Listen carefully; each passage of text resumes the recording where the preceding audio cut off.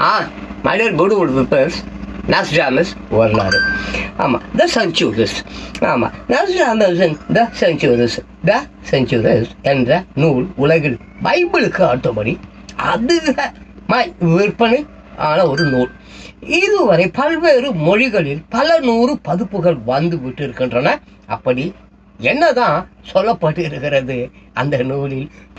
Century என்றால் நூற்றாண்டு என்று கருது கொண்டு விடாதீர்கள். ஏன்னா செஞ்சுரினா நூற்றாண்டு தான் பொதுவாக, இல்லையா?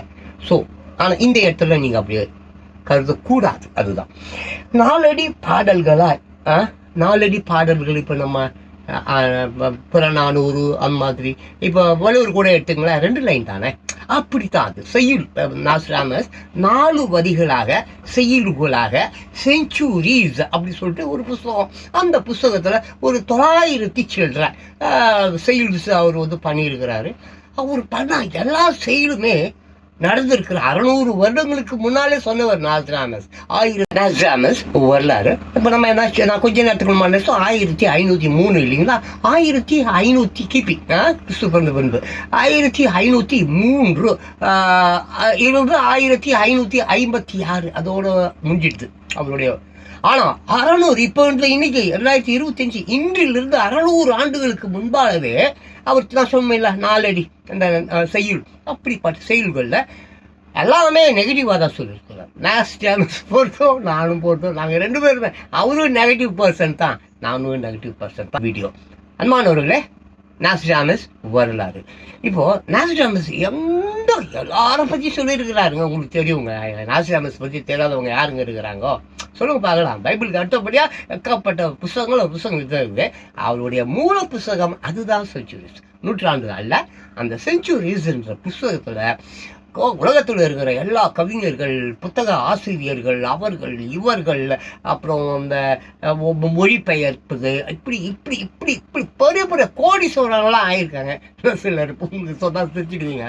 நான் தான் நாஸ்ட்ராடமஸ் அப்படி சொல்லிட்டு புஸ்தகங்களை தயார் பண்ணி அப்படி விற்று கோடீஸ்வரர்களாக ஆனவர்களை கொண்டு அடுத்த வீடியோவில். நாஸ்ட்ராடமஸ் வரலாறு 1568 ஆண்டில் அச்சிடப்பட்ட மூல பிரதியில் இருந்து இன்று வரை எழுத்து பிழைகள், சொற்பிழைகள் இன்னும் தொடர்ந்தபடி இருக்கின்றன. அந்த அவருடைய இருக்கிறாங்களே செஞ்சுரிஸ்லேருந்து எழுத்துப்பிழை, சொற்பிழை, ஒருத்தன் பேசுறது அந்த அளவு வேஸ்ட்டுங்க, அவன் சொன்னதெல்லாம் பொய், இப்படி பேசுறதுன்னு சொல்லி ஏகப்பட்ட கருத்துக்கள் உலகில் உலாவி கொண்டு இருக்கின்றன. ஸோ அப்படி பார்க்க போனாக்க அத்துடன் உரை ஆசிரியர்கள் தங்கள் உசிதம் போல் சம்பவங்களை விவரிக்கிற நிலையும் இருக்கிறது. ஜான் பாஸ்கர் இருக்கிறேன்னு வச்சிங்களேன், நீங்கள் ஒரு விஷயம் ஒழுங்காக சொன்னீங்கன்னு வச்சிங்களேன், அதை நான் 10 திருத்தி சொல்லுவேன் அடுத்த வீட்டில்.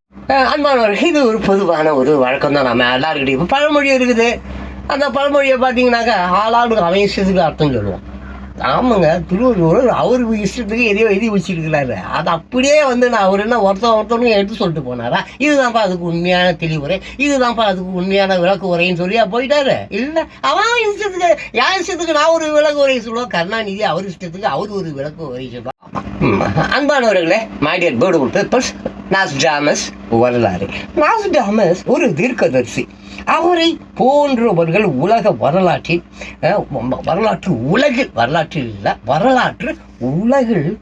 விரல் விட்டு எண்ணக்கூடியவர்கள் எவ்வளோ தீர்க்கதரிசிகள் இருக்கிறார்கள்.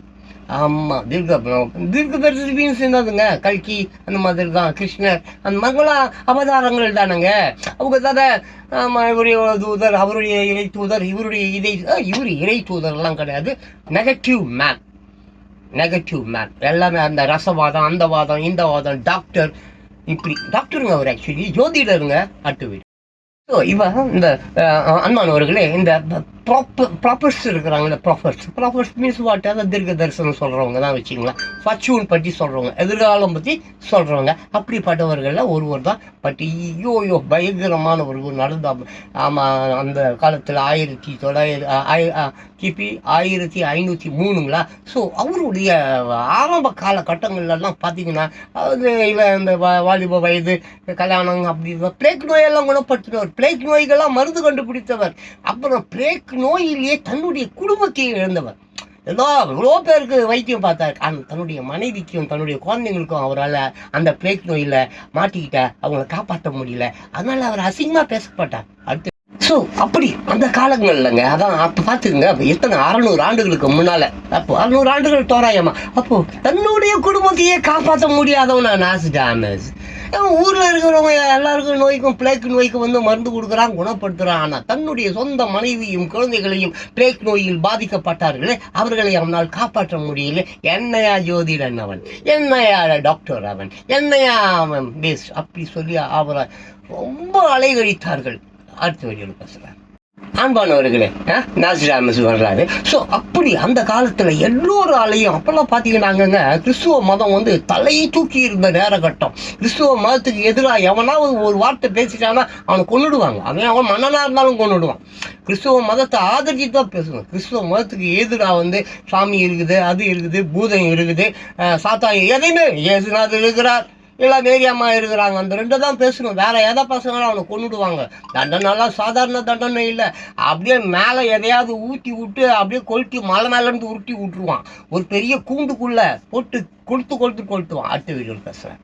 ஸோ அன்பானவர்களே, மைடியர் பியூட்டிஃபுல் பீப்பிள்ஸ், நாஸ்டாமஸ் வரலாறு. அப்போது பார்த்தீங்கன்னா அப்படிப்பட்ட ஒரு காலத்தில் ஒரு கருத்துலாம் சொல்ல முடியாதுங்க. இன்றைக்கி நம்ம ஜனநாயக நாட்டில் வாழ்ந்துக்கிறோம். இன்றைக்கி நம்ம வந்து அற்புதமாக மக்களாட்சி, டெமோக்ரஸி சொல்லிட்டு ரொம்ப ஜாலியாக வாய்க்கு வந்தால் எல்லாம் நல்லா பேசுகிறேன், நான் தான் சொல்ல பேசுகிறேன், என்னென்னமோ என் இஷ்டத்துக்கு பேசுகிறேன், தப்பாக பேசுகிறேன். ஆனால் எல்லோரும் கேட்குறீங்க. அன்றைக்கெலாம் அப்படி கிடையாது. அன்றைக்கெல்லாம் பயங்கரமான தண்டனை. அதுவும் கிறிஸ்துவ மதத்துக்கு எதிராக பேசவும் முடியாது, எந்த ஒரு சொந்த கருத்தையும் சொல்ல முடியாது. அப்பா அப்படி பயந்து வாழ்ந்த ஒரு காலகட்டத்தில், அரசர்களுக்கு, அதிகாரத்துக்கு, இராணுவத்துக்கு பயந்து வாழ்ந்த அந்த காலகட்டத்தில் ஸோ மைடியர் பியூட்டிஃபுல் பீப்பிள்ஸ், நாஸ்டாமஸ் வளராது. அப்போது அந்த மன்னர்கள்கிட்ட இருந்து அதிகாரிகள், இராணுவம், மந்திரிகள் அப்படிப்பட்டவர்கள்கிட்ட இருந்து தன்னை பாதுகாத்து கொள்ளவும், தன்னுடைய கருத்துக்களை வெளியே சொல்ல முடியாத அளவு, அதே நேரத்தில் மக்கள் வேற வந்து அவரை வந்து பொண்டாட்டி புள்ளிகளை காப்பாற்ற தெரியாதவன் சொல்லி ஏளனம் பண்ணி கொண்டு இருந்த காலகட்டத்தில் அப்படியே ஊர் விட்டு ஊர் அங்கே இங்கே அப்படியே போகிறாருங்க. நண்பர், ஃப்ரெண்ட் அப்படிலாம் போகிறாரு. அப்படியே ஒரு காலகட்டத்தில் ரசவாதம், ராத்திரியில் கண்ணா முன்னான்னு பேய்ங்க கூடலாம் பேசுகிறாரு, போகிறாரு, வராரு, அப்படி கூட என்னமெல்லாம் சொல்லப்படும். அன்பானவர்களே, நாஸ்டாமஸ் அவர்களின் வரலாறு. ஸோ இந்த முன்னறிவிப்பு, இந்த வரும்பொருள் உரைத்தல் சொல்லுவோம் இல்லை, முன்னறிவிப்பு, விழிப்புணர்வு, அவேர்னஸ், இந்த மாதிரிலாம் சிலர் நம்ம பேசுவோம். நிறைய பேர் பேசுகிறாங்க. இன்னைக்கு பார்த்தீங்கன்னாக்கா யூடியூப் வந்து ஒரு மிகப்பெரிய ஒரு வரப்பிரசாதம். யூடியூபர்ஸ் இல்லைன்னா நிறைய விஷயம் இன்றைக்கி வெளியே வந்தே இருக்காது. இந்த ப்ரைம் மீடியா, மெயின் ப்ரைம் மீடியாங்க, அந்த பெரிய பெரிய சேனல்ஸ் இருக்குதுல்ல, மெயின் சேனல்ஸ்ன்னு நம்ம சொல்கிறோம். அதான் போய் சொல்லிட்டு துட்டு வாங்கிக்கிட்டு ஊரை ஏமாற்றிக்கிட்டு மக்களை அநியாயம் பண்ணக்கூடிய சேனல்ஸ். அதெல்லாம் பிச்சை எடுக்கிற பசங்க தான் அவனுங்க. நான் ஏற்கனவே அவங்களை பற்றி 1000 வீடியோ போட்டிருக்கிறேன், பிச்சைக்கார பசங்கன்ட்டு. பட் இங்கே யூடியூபர்ஸ் இருக்காங்கல்ல, என்ன மாதிரி இவர்களால் தான் இன்னைக்கு ஏகப்பட்ட விஷயம் உலகத்துக்கு தெரிய வருகிறது.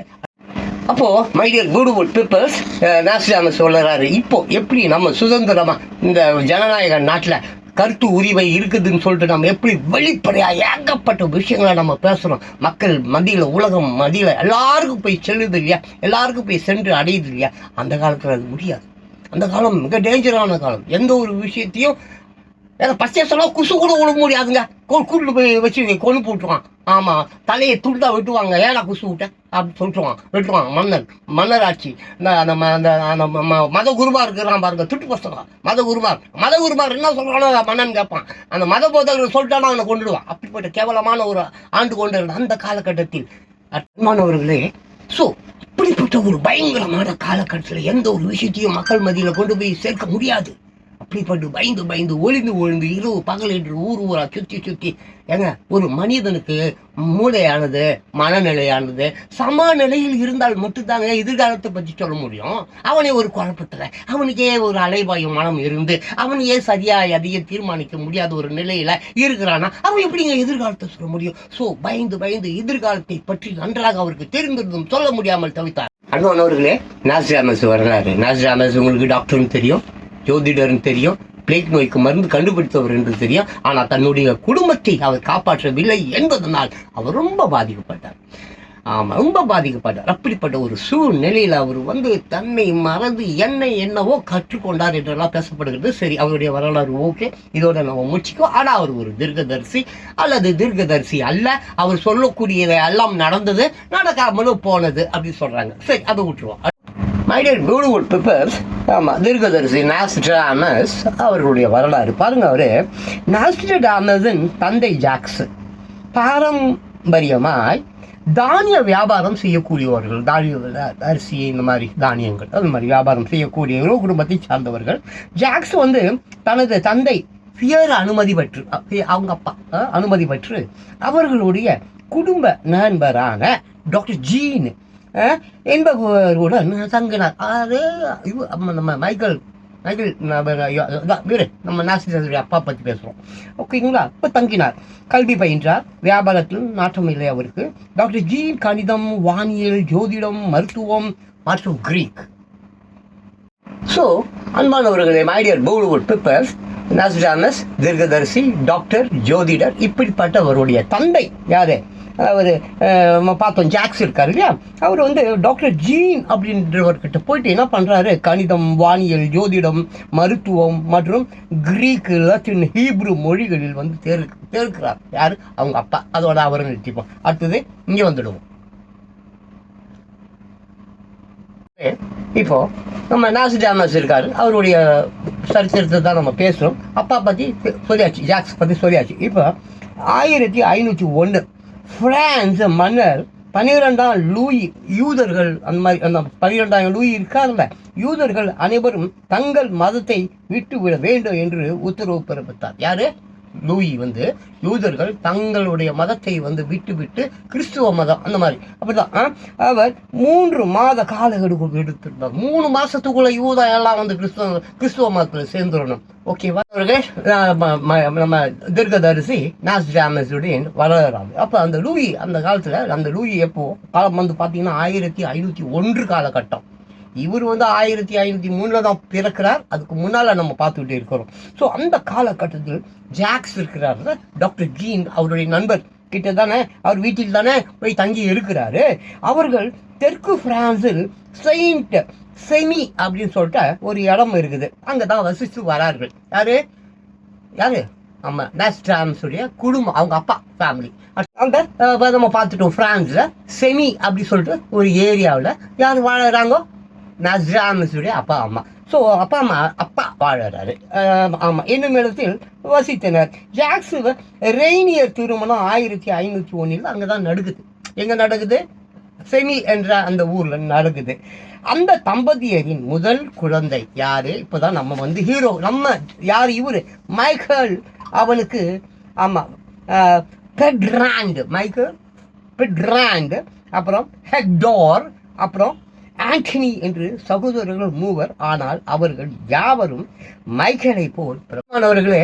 தீர்க்கதரிசி நாஸ்ட்ராடமஸ், அவங்க அப்பா ஜாக்ஸ் பற்றி பார்த்தோம். அவங்க அப்பா ஜாக்ஸ் வந்து யாரு கிட்ட போய் வந்து ஒரு நண்பர்கிட்ட வாழ்ந்தாரு. எங்கே போய் வாழ்ந்தாரு? செமின்ற ஒரு ஊரில், பிரான்ஸில் வாழ்ந்தார். அங்கே தான் அவர் திருமணமும் பண்ணிக்கிறாரு. அப்போ 3 ஆண் குழந்தைகள் பிறக்கிறது. அந்த 3 ஆண் குழந்தைகளை ஃபஸ்ட்டு பெட்ராண்டுன்னு ஒருத்தர், அப்புறம் வந்து ஹெக்டார் அப்படின்ற ஒருத்தர், அப்புறம் ஆண்டனி என்பது ஒருத்தர். இந்த மாதிரி அதில் வந்து யார்? மைக்கேல். அந்த மைக்கேல் என்பவர் தான் நம்ம நாஸ்ட்ராடமஸ். அவரை பற்றி அடுத்த வீடியோவில். இப்போ நம்ம ஓரளவுக்கு நாஸ்ட்ராடமஸுடைய ஃபேமிலி பற்றி, அவங்க அப்பா, அவங்க அம்மா, அப்புறம் பிரதர்ஸ் பற்றி தெரிஞ்சுட்டோம். அவங்க யாரும் பிரபலம் இல்லை, பட் இவர் தான் ரொம்ப பிரபலம் ஆகிறாரு. அந்த மைக்கேல் தான் நாஸ்ட்ராடமஸ். அந்த மைக்கேல் தான் நாஸ்ட்ராடமஸ். இவர் 14 டிசம்பர் 1503 பிறந்தார். ஜூலியன் கேலண்டர் படி 14ஆம் தேதி என்றால் கிரிகோரியன் கேலண்டர் படி 23ஆம் தேதி ஆகும். நாஸ்ட்ராடமஸ் என்பது லத்தீனில் நாஸ்ட்ராடமஸ் என்று ஆனது. அன்பானவர்களே, தீர்க்கதரிசி நாஸ்ட்ராடமஸ் பற்றி, அவங்க ஃபேமிலி பற்றி, அவருடைய தொழில்களெல்லாம் பற்றி நம்ம ஓரளவுக்கு பார்த்துட்டோம். இதுவே போதுமானதாக இருக்கும். இதுக்கு மேலேயும் உங்களுக்கு நிறைய தகவல்கள்னா ஜான் பாஸ்கோ நாஸ்ட்ராடமஸ் பற்றி ஒரு 1000 வீடியோ யூடியூப்பில் போட்டிருக்கேன், அதை போய் பாருங்கள். ஓகே, அடுத்தது இன்று விஷயத்துக்கு வருவோம். ஓகே அன்பானவர்களே, ரொம்ப முக்கியமான செய்தி, கொஞ்சம் கவனித்து பாருங்க. அதிகம் படித்தும் அலைகழிப்பு. நாஸ்ட்ராடமஸ் தீர்க்கதரிசி 600 ஆண்டுகளுக்கு முன்னால் எழுதப்பட்ட ஒரு விஷயம். 1905 to 2028 அந்த காலகட்டத்தில் காகித கரன்சி புழக்கத்தில் இருக்கும்போது, நம்ம காகித கரன்சி ரூபாய் நோட்டு இருக்கும்போது உயர்ந்த பதவி வகிப்பவர்கள் பிச்சை எடுக்கிற கையேந்துகிற நிலை வரும். இருக்கு, கண்டிப்பாக இருக்கு. நல்லா 1905 2028, இது 2025, இன்னும் 3 வருஷத்துக்கு பிச்சை தான் எடுக்கணும். ஸோ சிலர் எந்த உதவியும் கிடைக்காமல் நாட்டை விட்டு வெளியேற வேண்டும். கரன்சி இந்த மாதிரி விஷயம், சிலர் நாட்டை விட்டு வெளியேற வேண்டும் என்ற நிலை கண்டிப்பாக 1905 2028 வரையும் நடக்கும் என்று அவர் சொல்லுகிறார். சிலர் எந்த உதவியும் கிடைக்காமல் நாட்டை விட்டு வெளியேறுவார்கள். சிலர் துரதிருஷ்டவசமான நிலைக்கு தள்ளப்படுவார்கள். மேலும் சிறந்த எழுத்தாளர்களின் நூல்கள் சீண்டப்படாது போகும். சீண்டப்படாது, அவன் அதை படிக்க மாட்டான் அப்படின்னு சொல்றார். அவருடைய புகழ் புழுதியை நோக்கி போகும், ரொம்ப கஷ்டப்படுவாங்க அப்படின்னு சொல்றார். அன்பானவர்களே, முக்கியமான விஷயம் கொஞ்சம் கவனிங்க. வேட்டிகனும் 3ஆம் உலக போரும் நம்ம அந்த தருவாயில தான் இப்போ இருக்கும். ஸோ என்ன சொல்றதுன்னா, 3ஆம் உலக போரில் வேட்டிகனின் தலைமைக்கும், வேட்டிகன் இருக்குல்ல தலைமை இருக்குல்ல கமிட்டி, அவங்களுக்கும் வேட்டிகன் நகரத்துக்கும், நகர சிட்டி இருக்குல்ல அதுக்கும் தீங்கு நேருமாங்க. அப்புறம் பாருங்க, போப்பை சார்ந்த நாடுகளிலும் கெடுதல் சம்பவிக்கும். போப்பு எங்கெங்க போப்பு வருவாங்க உங்களுக்கு தெரியும். இப்போ கூட பிரான்சிஸ்க்கு அப்புறம் புதுசாக ஒருத்தர் வந்திருக்காரு, சரிங்களா? கெடுதல் சம்பவிக்கும். அப்புறம் சீனத்து இனம் ஆட்சியாளன் ஒருவன் இத்தாலி ரோம் அதிகாரத்தை தனது கையில் எடுத்துக்கொள்வான். மூடுபனி சார்ந்த ஒரு நாளில் முஸ்லிம்கள் சூழ்ச்சி மூலம் வேட்டிகனை கைப்பற்றுவார்கள். அன்பானவர்களே, இது ரொம்ப முக்கியமான ஒரு வீடியோங்க. பாருங்க, வேட்டிகன் மீது தாக்குதலாம் 3ஆம் உலக போர் இப்போ எல்லாம் சொல்லிட்டு இருக்கிறோம் வாயில. அப்போ இந்த பிரெஞ்சு அரச குடும்பத்தை சேர்ந்த ஒரு இளவரசன் ஒருவன் சீனா முஸ்லிம் படையிடம் இருந்து ஐரோப்பாவை விடுவிப்பானாமாங்க. அதுக்கப்புறம் பாருங்க, ஐரோப்பாவில் சுதந்திர போர் நடைபெறுமாங்க. இப்போ எங்க பார்த்தாலும் அதான் நடக்குது. அப்புறம் பாருங்க, 2012 2025 ரொம்ப முக்கியங்க. நம்ம 25வது ஆண்டில் நம்ம இப்போ இருந்துட்டு இருக்கோம், சரிங்களா? அவன் ரோமில் பிரவேசிப்பானாங்க. ரோமுக்கு பிரவேசிப்பான், போவாங்க. அதனை கைப்பற்றுவானாங்க, ரோமையும் பிடிச்சிடுவானாமாங்க. அப்புறம் இத்தாலி ரோம் வேட்டிகனில் இருந்து தண்டனை பெற்ற வெளியேறியவர்கள் அவனுடன் இருப்பார்களாங்க. மற்ற அந்த வெளியேறியவர்கள் அவன் கூட இருப்பாங்களாம். போரில் ஈடுபட்டவர்களை அவன் நிர்மூலமாக்குவானாமாங்க. அவன் யாருன்னு தெரியுங்க, தனக்கு உதவியா இருந்தவர்களை என்ன பண்ணுவானாமாங்க, பாராட்டுவான். விவர்ஸ், அன்பானவர்களே, இந்த வீடியோ ரொம்ப முக்கியமுங்க. பாசாங்குக்காரனின் சாகசம் என்னன்னு பாருங்க. கிறிஸ்துவ மதத்தை உண்மையாய் பின்பற்றுகிறவர்களை போல் வேடம் அணிந்த போலிகள் வேட்டிகனுக்கு வருவார்களா? போலியானவர்கள் கிறிஸ்துவர்கள் போல் வேடம் அணிந்து வேட்டிகனுக்கு வருவார்களாமா. அங்கே இரவில் தங்குவார்களாமா. அதுக்கப்புறம் பாருங்க, அங்குள்ள குருமார்களும் பாதிரிகளும் தொண்டர்களும் தாங்கள் பத்திரமாய் இருக்கும் உணர்வோடு தூங்கிடுவாங்களாம். நம்ம பத்திரமா தான் இருக்கிறோம், நமக்கு ஒன்றும் பிரச்சனை இல்லை, அப்படி தூங்கிடுவாங்களாம். துரோக சித்தை கொண்ட பகை ஓர்களே அந்த புனிதமான இடத்தை வேற்றான் கையில் ஒப்படைத்து விடுவார்களாம். அப்படி தூங்கி கொண்டிருக்கிறோனே வேற்றான் கையில அந்த புனிதமான இடத்தை ஒப்படைத்து விடுவார்களாம். அந்த கரிய இரவிலேயே தங்கள் தாயகம் திரும்பி விடுவார்களாமா. அப்பவே திரும்பிடுவார்களாமா. இந்த நிகழ்வு கிபி 2002 நிகழலாம் அல்லது 2025 எப்போது வேண்டுமானாலும் நிகழலாம். அவர்களை பிரியமானவர்களே, உத்தமர்களே, நீங்கள் ஒரு விஷயம் செய்யப்படுதல் நன்றாக புரிந்து கொள்ள வேண்டும். அது என்னவென்றால், இப்பொழுது 10 நாளைக்கு முன்னால நம் கண் கூடாக நாமளே பார்த்தோம் இந்தியா பாகிஸ்தான் போர். அங்க பாருங்க, இளம் பிறையை கொடியா ஏந்திய சிந்து பள்ளத்தாக்கில் 5 நதிகள் ஓடும் பிரதேசத்தை தன்னகத்தே கொண்ட பாகிஸ்தான் அரசு இந்தியாவுடன் போரிடும் நிலை நடந்துச்சா? உலகின் 5 வல்லரசுகளின் தலைவர்களுக்கு ஒப்பான இந்திய தலைவனோ தனது பகைவனின் மத வெறியை அழிச்சாங்க. ஆனா அந்த போரில் 6 பேர் மட்டுமே தப்பி செல்வார்கள். இன்னும் அந்த 6 பேர் பிடிக்கல. நம்மளுங்க என்னங்க பண்ணுது? அந்த புலனாய்வு துறை தான், இந்திய புலனாய்வு துறை என்ன செய்கிறது? 6 பேர் தப்பி போனானே எழுதியிருக்காருங்க. பேப்பர்ஸ். ஆமா, நாஸ்ட்ராடமஸ் தீர்க்கதரிசி சொன்னதெல்லாம் பழிக்கிறது. ஏகப்பட்ட விஷயம் சொல்லியிருக்கிறாங்க. டைனா பத்தி சொல்லியிருக்கிறாரு, ரீகன் பத்தி சொல்லியிருக்கிறாரு, புஷ் பத்தி சொல்லியிருக்கிறாரு, இந்திரா காந்தி பத்தி சொல்லியிருக்கிறாரு, இன்னும் ட்ரம்ப் பத்தி சொல்லியிருக்கிறாரு. ஏகப்பட்ட விஷயங்கள் ட்வின் அந்த 2 கோபுரம் அதை பற்றி ஏகப்பல விஷயங்கள் அவர் சொன்ன விஷயங்கள் பழிச்சிருக்கிறது, பழிக்காமல் போயிருக்கிறது. நாஸ்ட்ராமஸ் இப்போது 2025 நல்லது இல்லைன்னு சொல்கிறாரு. கொஞ்சம் தயவு செஞ்சு முடிஞ்சா இந்த புத்தகத்தை வாங்கி படிங்க. Hi my dear Bollywood people, children's viewers, உலக மக்களே, நான் நிறைய வீடியோக்கள் போட்டிருக்கேன். 21,000 வீடியோ போட்டிருக்கேன். எல்லா வீடியோவுமே பார்த்தீங்கன்னாக்க 10 நிமிஷம், அரை மணி நேரம், ஏன் 1.5 மணி நேரம் வீடியோலாம் இருக்குது. என் வீடியோலாம் போய் பார்த்தீங்கன்னா நிறைய உங்களுக்கு பாயிண்ட்ஸ் கிடைக்கும், வாழ்வாதாரத்துக்கு உண்டானது. ஸோ இன்றைக்கி நான் ஒரு அற்புதமான வீடியோ கையில் எடுத்து வச்சுன்னுக்கிறேன். ஏற்கனவே நான் இது சம்மந்தமாக ஒரு 1000 வீடியோ மேலே போட்டிருக்கேன். ஒரு 1000 வீடியோ இருக்கும். யாரும் இல்லை, நம்ம நாஸ்ட்ராமஸ் பற்றி தான். நாஸ்ட்ராமஸ் அவருடைய சரித்திரம் பற்றி தான் நான் இன்றைக்கி இந்த வீடியோ கையில் எடுத்துன்னு இருக்கேன். தயவு செஞ்சு இந்த நாஸ்ட்ராமஸ் பற்றி அறிஞ்சிக்கணும் அப்படின்னு நினைக்கிறவங்களுக்கு இது ரொம்ப ஒரு பொக்கிஷம் மாதிரி இருக்கும். நான் ரொம்ப புரியும்படியாக பாமர மக்கள் இருக்காங்க இல்லையா, படிப்பறிவு இல்லாத பாமர மக்கள், அவர்களுக்கு புரியணும் அப்படின்னு தான் நான் இந்த யதார்த்த பாஷையில் கலோக்கல்னா இந்த வட்டார பேச்சு, லோக்கல் பாஷை சொல்கிறாங்கல்ல, லோக்கல் பாஷை, அதில் நான் பேசிகிட்டு இருக்கேன். சரி, வளவலன்னு பேசாமல் அப்படியே நான் வீடியோக்குள்ளே போயிடுறேன். நாஸ்ட்ராமஸ் அவர்களின் வரலாறு. ஓகேங்களா? இப்போ நம்ம பார்த்தீங்கன்னாக்கா இன்னொரு விஷயம் நீங்கள் தெரிஞ்சுக்கணும். நம்ம எதுலலாமோ இன்வெஸ்ட் பண்ணுறோங்க, எதுலலாமோ. ஆமாம், தங்கத்தில், அதில் இதில், அங்கே ஆமாம், வீடு மேலே, நிலம் மேலே, பேட். ஆனால் ஒரு 50 ரூபாங்க, ஒரு 50 ரூபா ஒரு புஸ்தகத்துக்கு மேலே, ஒரு புக்கு மேலே இன்வெஸ்ட் பண்ணிங்கன்னு வச்சிங்களேன், உங்கள் வாழ்வுக்கேங்க, உங்கள் வாழ்வுக்கே கடைசி வரைக்குங்க, உங்கள் காலம் முழுதுங்க, வெறும் 50 ரூபா தாங்க ஒரு புஸ்தகங்க. உங்களுக்கு அறிவுக்கு சம்பந்தமான, ஆமாம், ஒழுக்கம், நடை, உடை, பாவனை, நேர்மை, உண்மை, இது சம்பந்தமான ஒரு புஸ்தகம் 50 ரூபா. அந்த புஸ்தகம் மேலே இன்வெஸ்ட் பண்ணுங்க. உங்கள் காலத்துக்கு தேவையான அறிவை அந்த புஸ்தகம் வெறும் 50 ரூபா அது உங்களுக்கு குத்துடும். நீங்கள் 5 கோடி ரூபா இல்லைங்க, 50 லட்சம் கோடி ரூபா நீங்கள் பேங்க்கில், நிலத்தில் எங்கே போய் நீங்கள் இன்வெஸ்ட் பண்ணாலும் அது உங்களுக்கு சுதந்திரத்தையோ, சுகத்தையோ, நிம்மதியையோ, அமைதியையோ கண்டிப்பாக தராதுங்க. சரி, நம்ம அப்படியே இந்த வீடியோக்குள்ளே போகலாம். இப்போ இந்த வீடியோவில் பார்த்தீங்கன்னாக்க இந்த புஸ்தகம் அப்படின்ற ஒரு விஷயத்தை மட்டும் நான் அப்படியே அது உள்ளே போகாமல், இப்போ பாருங்களேன், நாஸ்ட்ராமஸ் வாழ்ந்த கதை ஒரு விஷயம். அப்புறம் நீதிமன்றத்தில் 1558, இது ஒரு இண்டெக்ஸ் தான்.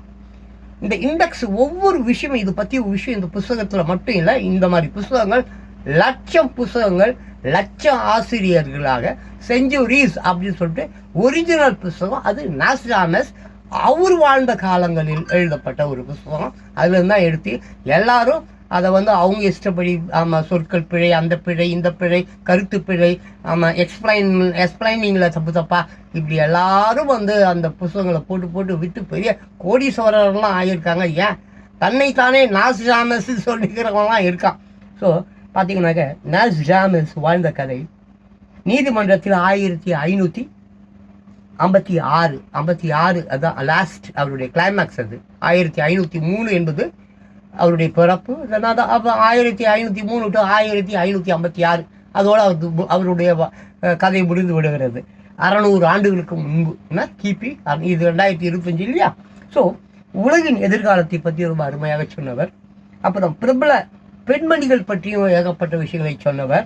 அப்புறம் பார்த்தீங்கன்னாக்க கண்ணில் தெரியும் எதிர்காலம். ஆமாம், அவர்கள் கண்ணில் தெரிந்த எதிர்காலம் யாரெல்லாம் பற்றி பேசியிருக்காருன்னு கேட்டால், நெப்போலியன், கென்னடி சகோதரர்களின் படுகொலை பற்றி பேசியிருக்கிறாரு, அயதுல்லா கோமேனி பற்றி அவர் பேசியிருக்கிறாரு, மன்னர் ஷா வெளியேற்றம் அதை பற்றி அவர் பேசியிருக்கிறாரு, லூயி பாஸ்டர் பற்றி அவர் பேசியிருக்கிறாரு, ஆலிவர் கிராம்ஸ் பற்றி அவர் பேசியிருக்கிறாரு, முதலாம் எலிசபெத் பற்றி அவர் பேசியிருக்கிறாரு, ஹிட்லர் பற்றி அவர் பேசியிருக்கிறாரு, முசோலினி பற்றி அவர் பேசியிருக்கிறாரு.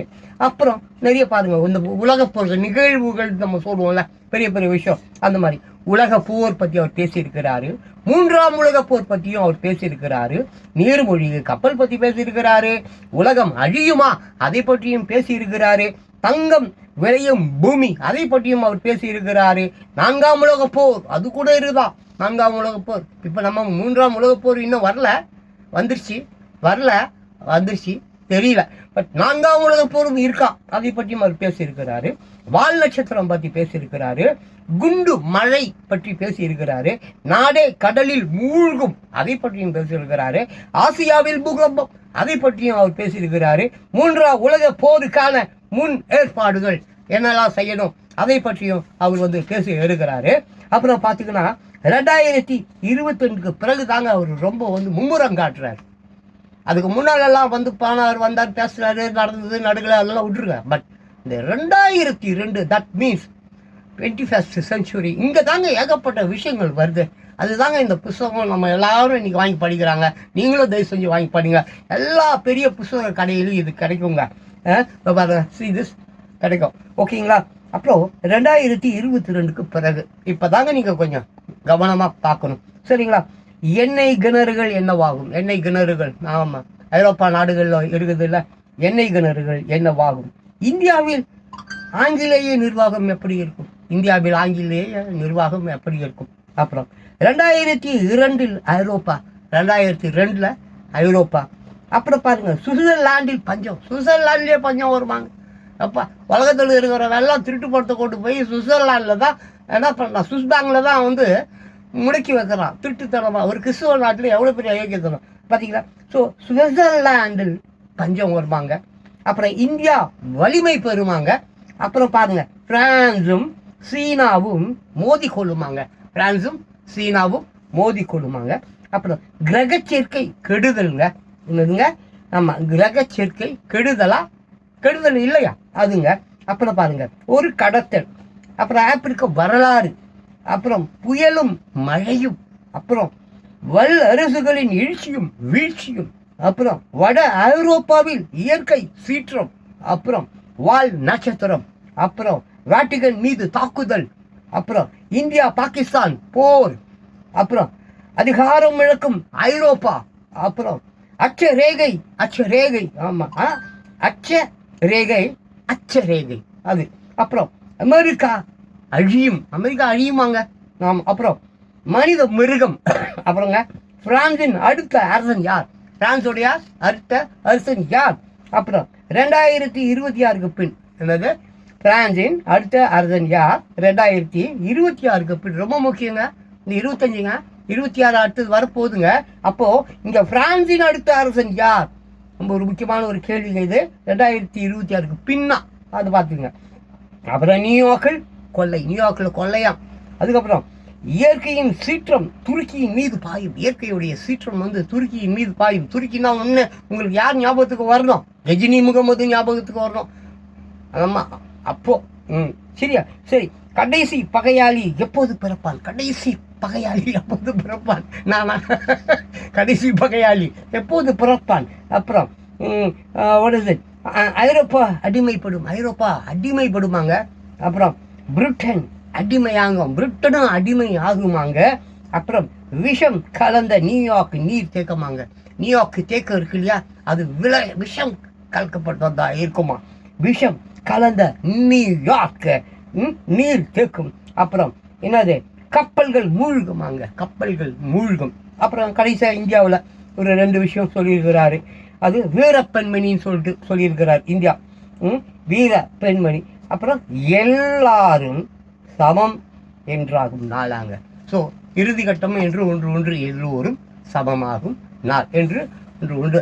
இப்போ நான் படித்த இண்டெக்ஸ் பூரா இது உள்ள விரிவாக இருக்குது, ரொம்ப விளக்கமாக இருக்குது. அவ்வளோத்தையும் நம்ம பார்க்க வேண்டாம். நாஸ்டாமஸ் யார் அப்படி பார்த்துடுவோம். நாஸ்டாமஸ் த செஞ்சுரிஸ் அப்படி சொல்லிட்டு அது ஒரு புத்தகங்க. அது ஒரு செயல் புத்தகம்.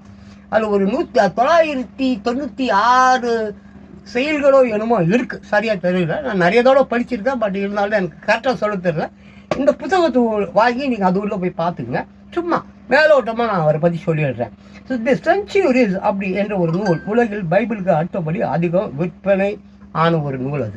ஆமாம், உலகத்தில் பைபிளுக்கு அப்புறமா அதிகமாக விற்ற ஒரு நூல் எதுனாக்க இந்த செஞ்சுரிஸ் அப்படின்ற புத்தகம். இந்த புத்தகம் இல்லை, செஞ்சுரிஸ்.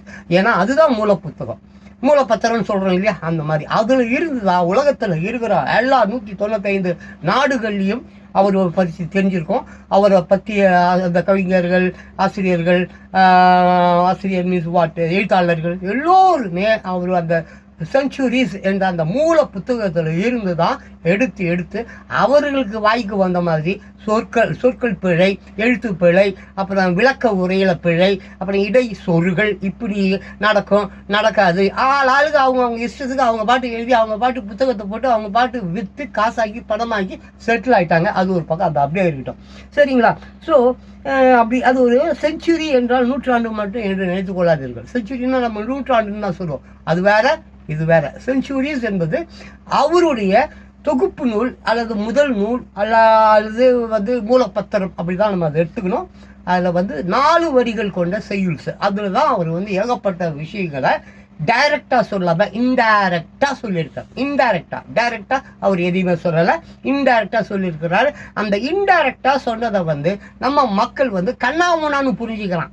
என்னங்க அதுல ஏதோ சொல்லியிருக்குது, அது போய் இது கூட மேட்ச் பண்றாங்களே, என்னங்க அவரு எதையோ எழுதி வச்சிருக்காரு, அதை போய் இந்த சம்பவத்துக்கு கூட மேட்ச் பண்றாங்களே, இப்படி ஆளுக்கு சம்பந்தம் இல்லாம மேட்ச் பண்ணியும் மேட்ச் பண்ணாமலும் இப்படி அது போய் நிறுது. அது நம்ம சொல்லறதுக்கு முடியாது, ஏன்னா நம்ம ஆசிரியர் இல்லையே. நம்ம ஒரு ஆசிரியர் எழுதின புத்தகத்துல இருந்து நம்ம எடுத்து பேசுறோம், அவ்வளவுதான்.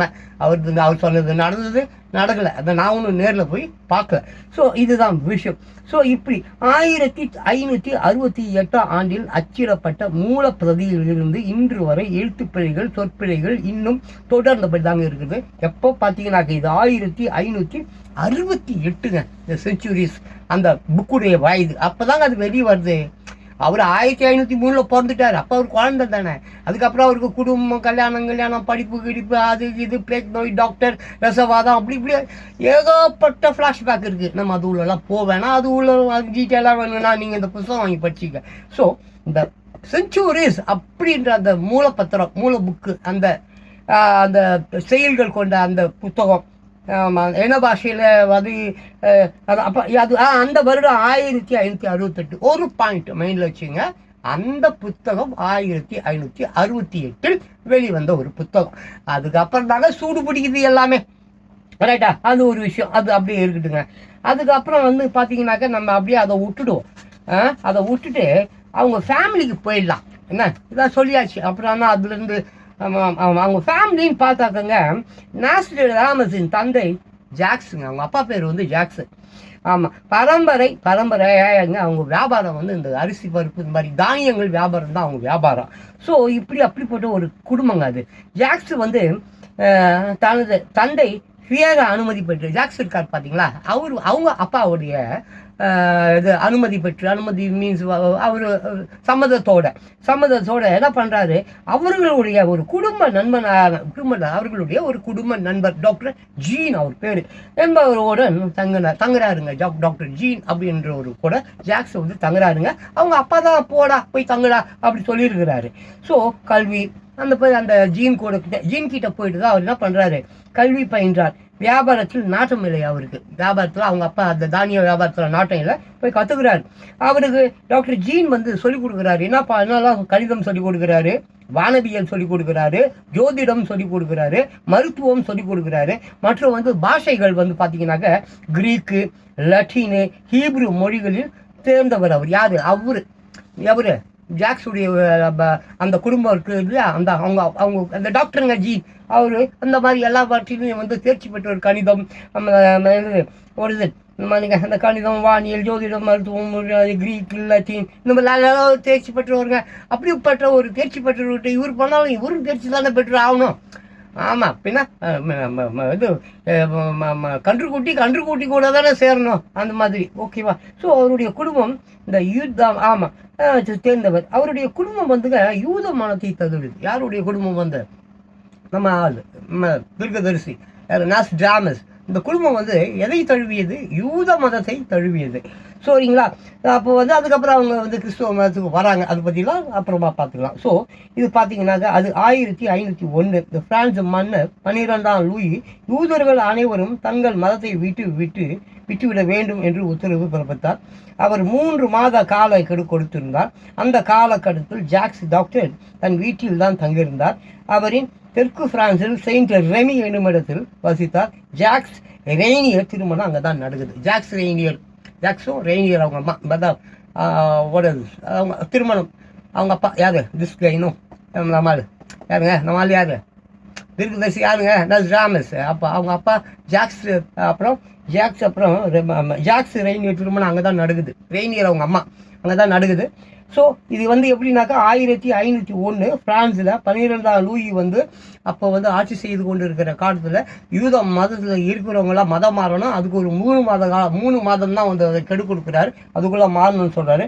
அப்போ வந்து யார்? டாக்டர் ஜீன் வீட்டில் தான் இவங்க இருக்காங்க. ஜீன் வீட்டில் தான் அவருக்கு கல்யாணம் நடக்குது.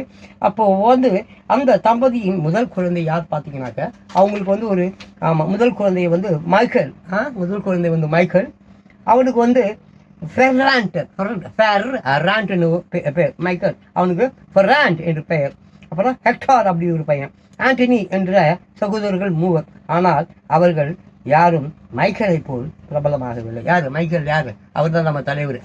அது தீர்க்கதரிசி. அதான் அவர் தான் நம்ம நஸ்டாமஸ். சரிங்களா? ஸோ அந்த மைக்கேல் தான் நாஸ்டர்டாமஸ் ஆனார். அந்த மைக்கேல் தான் யாரானார்? நாஸ்டர்டாமஸ் ஆனார். இவர் 14 டிசம்பர் 1503 பிறந்தார்.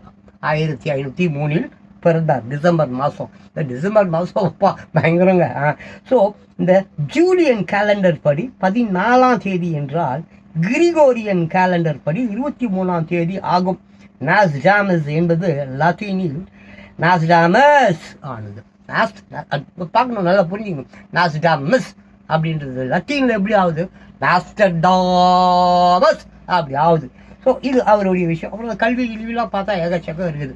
எல்லாம் உள்ள அப்படியே போகணும்னு வச்சுங்களேன். கல்வி பயிலுதல், அப்புறம் மருத்துவம் பயிலுதல், இந்த மாதிரி ஏகப்பட்ட ரசவாதம், அது இது ஆராய்ச்சின்னு மனுஷன் பயங்கரம். அதே மாதிரி பயணம் மேற்கொள்ள கண்ணா முன்னான்னு எங்கெங்கயோ வராரு. அதே மாதிரி வாழ்க்கையில் ரொம்ப வெறுமை அடையிறாரு. அது வந்து எப்படின்னு கேட்டிங்கனாக்கா, இந்த பிளேக் நோயில் வந்து அவர் ஒரு டாக்டராக இருந்தார். அப்போ வந்து பார்த்தீங்கன்னா தன்னுடைய பிளேக் நோய்க்கு மருந்தெல்லாம் கண்டுபிடித்து வரவர், எவ்வளோ பிளேக் நோயாளிகளை குணப்படுத்தியவர். ஆனால் தன் குடும்பத்தை குணப்படுத்த முடியாமல் போனவர். தன் மனைவியையும் தன் குழந்தைகளும் அந்த நோயில் பிளேக் நோயில் பாதிக்கப்பட்டு அதனால் ரொம்ப வந்து அவங்க வந்து துன்பத்துக்குள்ளே இறந்து போனாங்க. அது இப்படி காப்பாற்றப்பட முடியாததுனால அந்த காலத்தில் வாழ்ந்த மக்களை அவரை வந்து ரொம்ப உதாசீனப்படுத்த ஆரம்பிச்சிட்டாங்க. ரொம்ப திட்ட ஆரம்பிச்சிட்டாங்க. நயா டாக்டர் நீ, நயா பெரிய ஆள் நீ, பொண்டாட்டி பிள்ளைங்களே காப்பாற்ற முடியாதவங்களாம் ஒரு டாக்டரை ஊரை விட்டு ஓடு அப்படின்ட்டாங்க. அதுக்கப்புறம் அவர் ரொம்ப மனசு நொந்து போய் அங்கே இங்கே அப்படி இப்படிலாம் பயணம்லாம் செய்கிறாரு. நாடோடி வாழ்க்கையெல்லாம் வாழறாரு. அதுக்கப்புறம் அவருக்கு அங்கீகாரம் என்பது வந்து எப்போ கிடைக்கிது? நான் கடைசியாக 1544 தான் வந்துங்க மார்சேய்ஸ் நகருக்கு சென்றார். மார்சேய்ஸ் அப்படின்னு சொல்லிட்டு ஒரு நகருக்கு போகிறார். எப்போது 1544. தட் மீன்ஸ் அவர் 1503 பிறந்தாருங்க. அதான் அப்போது 1544 போகிறார். அப்படின்னா ஒரு 41 வயதுன்னு வச்சுங்களேன். ஒரு 41 வயதில் வந்து மார்சேய்ஸ் அப்படின்னு சொல்லிட்டு ஒரு நகருக்கு சென்றார். அங்கேயே தங்கி விடுவதென்று முடிவு செய்தார். அங்கேயும் பிளேக் ஆதிக்கம் வந்து செலுத்தி கொண்டிருந்தது. டாக்டர் லூயிஸ் ரெஸ் என்பவருடன் இணைந்து ஓச்சல் ஒழிவின்றி பணியாற்றினார். அந்த கொள்ளை நோய் ரொம்பவும் மோசமான பாதிப்புகளை ஏற்படுத்தியது. ஆறுகள், நீர் ஊற்றுகள் என்று எங்கும் மனிதர்கள், விலங்குகள் என்ன ஒரே சடலம் எங்கே பார்த்தாலும் அந்த மாதிரி ஒரு காலகட்டம். ஸோ 1546 தெருக்கள் எல்லாம் கெட்ட நாற்றம் அடிக்கிற அளவுக்கு பிளேக்குடைய நோய் சீற்றம் இருந்தது. எங்கே பார்த்தாலும் பிணம், எங்கே பார்த்தாலும் ஒரே நோய், எங்கே பார்த்தாலும் புழு பூச்சி அழுகுரல் இப்படி தான். ஸோ அப்போ பிளேக்கின் ஆதிக்கம் முற்று பெற 270 நாட்கள் ஆயிடுச்சாங்க. அது வந்து முற்று பெறுவதற்கு எவ்வளோ நாளாயிருக்கு? ஏறக்குறைய 270 நாட்கள். அப்படி 270 நாட்கள் இந்த பிளேக் நோயானது பிரான்ஸ் அதை சுற்று வட்டாரத்தெல்லாம் நாசம் பண்ணியிருக்குது. ஸோ நோயாளிகளுக்கு தம்முடைய மாத்திரைகளை சொந்த தயாரிப்பு இவரே வந்து தயாரித்த மாத்திரை. யாரே? நம்மால் தீர்க்கதரிசி மைக்கேல் நாஸ்டாமஸ் இருக்கார்ல, அவர் தயாரித்த மாத்திரையை வந்து வழங்கி எதிர்ப்பு சக்தியை மேம்படுத்தினார். அப்போது அவருடைய ரோஸ் மாத்திரை பிரபலப்படுகிறது. அவர் தயாரித்த அந்த பிளேக் நோய் தடுப்பு மருந்துக்கு பெயர் வந்து ரோஸ். அப்படிப்பட்ட ஒரு மாத்திரை வந்து ஒரு 270 நாட்களில் வந்து பிளேக் நோயை வந்து கட்டுப்படுத்தியது என்று நம்ம பார்க்கிறோம். சரிங்களா?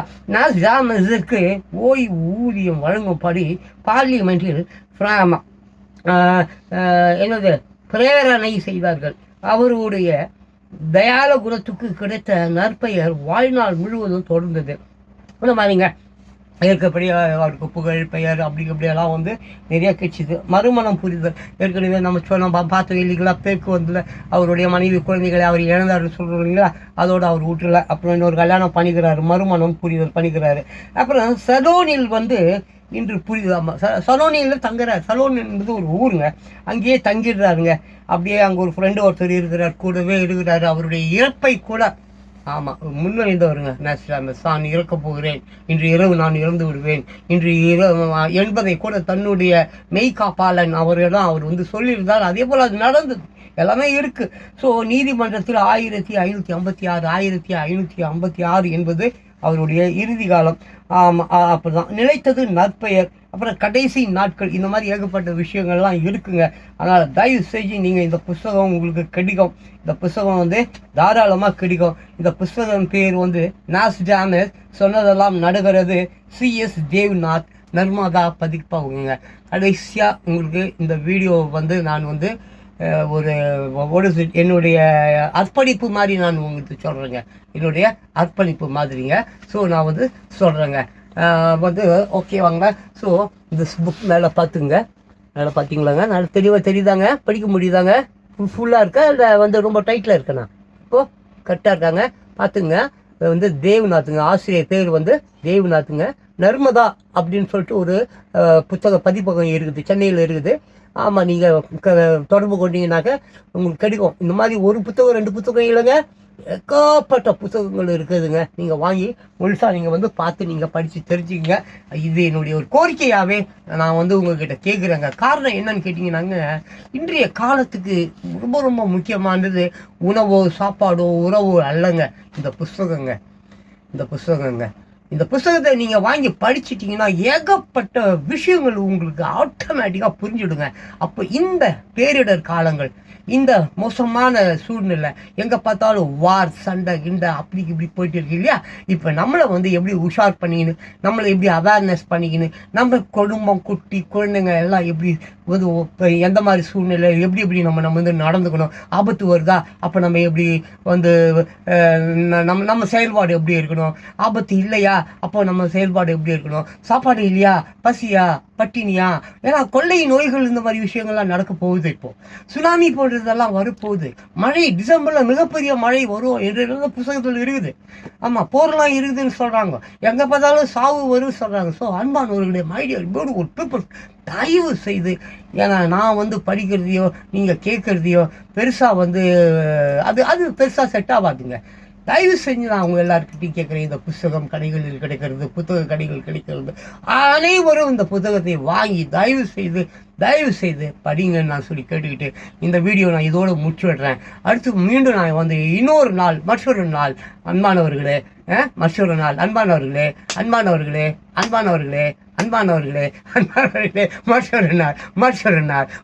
நாள் மீண்டும் நான் உங்கள்கிட்ட பேசுகிறேன். அதுவரைக்கும் உங்களிடமிருந்து விடை பாருவது ஜான் பாஸ்கோ. பாய் பாய்.